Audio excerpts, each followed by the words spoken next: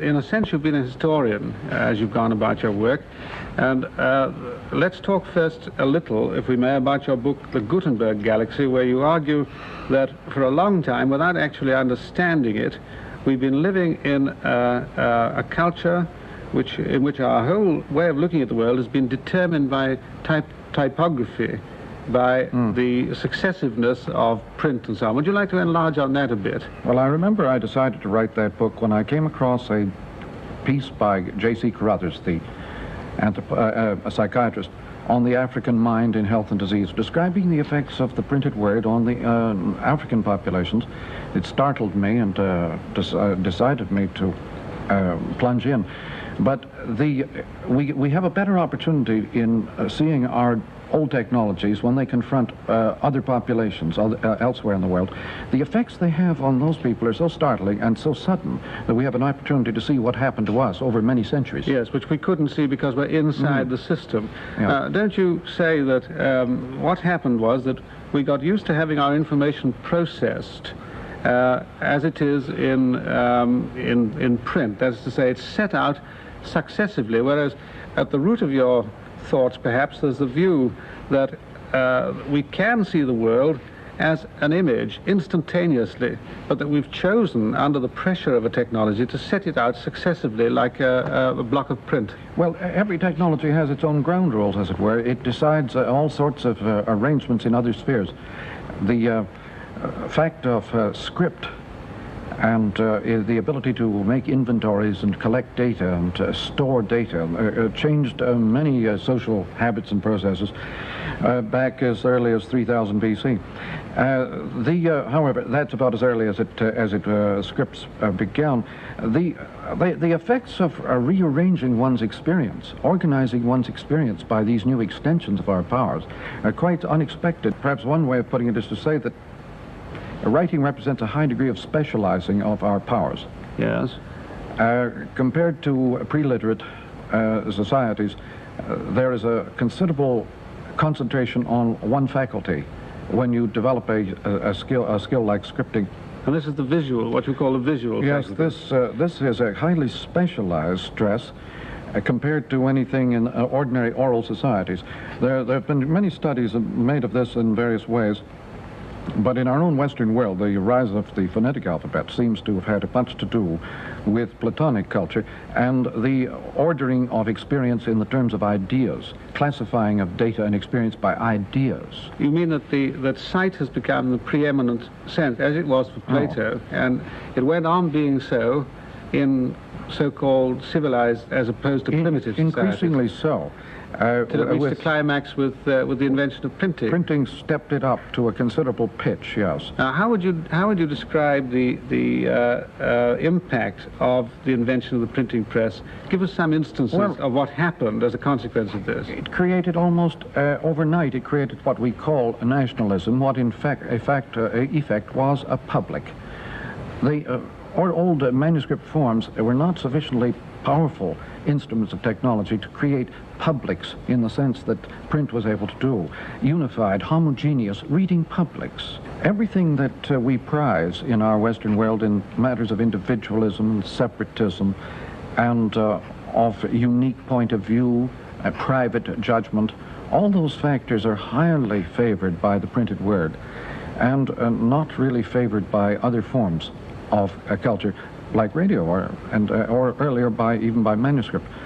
But this stepping up of the fragmented, the private, the individual, the private judgment, the point of view, in fact, our whole vocabularies underwent huge change with the arrival of such technology. Yes. Could I ask you now about the technology which, on your view, is superseding it and which is having its own effect on our lives, comparable with, but of course entirely different in kind to the Gutenberg technology was mechanical to an extreme degree.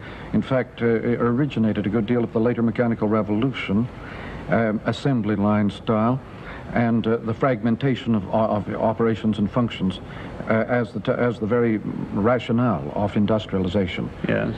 This fragmentation had begun much earlier with after the hunter and the food gatherers with Neolithic man. I suppose in an extreme way one might say that Gutenberg was the last phase of the Neolithic Revolution. Gutenberg plus the Industrial Revolution that followed was a pushing of specialism that came in with the Neolithic man, the Agrarian Revolution, a pushing of specialism all the way, and then suddenly we encounter the electric or electromagnetism, which seems to have a totally different principle, is, for some people feel, an extension of our nervous system, not an extension of merely of our bodies. If the wheel is an extension of feet and tools of hands, back, arms, the electromagnetism seems to be in its technological manifestations an extension of our nerves and becomes mainly an information system. It is above all a feedback or looped system. The peculiarity, you see, after the age of the wheel, you suddenly encounter the age of the circuit. The wheel pushed to an extreme suddenly acquires opposite characteristics. This seems to happen with a good many technologies, that if they get pushed to a very distant point, they reverse their characteristics. What difference is the electric technology making to our interest in content, in what the medium actually says? A very complex business, I'm sure, but one of the effects of switching over to circuitry from mechanical moving parts and wheels is an enormous increase in the amount of information that is moving. You cannot cope with vast amounts of information in the old fragmentary classified patterns. You tend to go looking for mythic and structural forms in order to manage such complex data and moving at very high speed. So the electric engineers often speak of pattern recognition as a normal need of people processing data electrically and by computers and so on. Need for pattern recognition. It's a need which the poets foresaw a century ago in their drive back to mythic forms of organizing experience. Well, here we are, a couple of archaic literate men, Gutenberg men, talking on the television. What is the audience getting from this? Is it listening to what we're saying, or is it feeling the impact of a new electric medium? There is a book called "Is Anybody Listening?" It's what worries the advertising man a great deal. The idea of feedback, of being involved in one's participating in one's own audience participation, is a natural product of this circuitry. Everything under electric conditions is looped. You become folded over into yourself, into your image of yourself changes completely. In your other book, the more recent one, where you, Understanding Media, where you go into all this, you use as a kind of slogan, I think, the expression, the medium is the message. Would you like to illuminate that? I think it is more satisfactory to say that any medium, be it radio or be it wheel, tends to create a completely new human environment. The human environment is, as such, tends to have a kind of invisible character about it. The unawareness of the environmental is compensated for by some attention to the content of the environment. The environment as merely a set of ground rules and as a kind of overall enveloping force gets very little recognition as a form, except from the artist.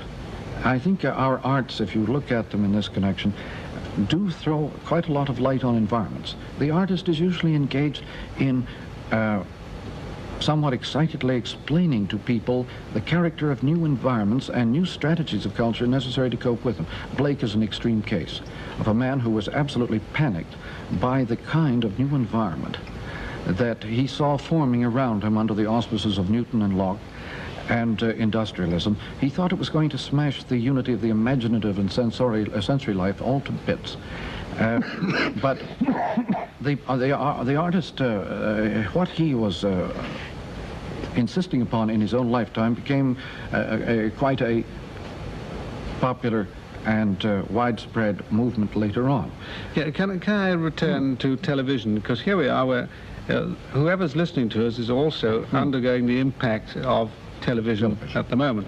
On your view, they're all deceiving themselves insofar as they're paying attention to what we're saying, because what's going on is a medium which is in itself the image that they ought to be concerning themselves with.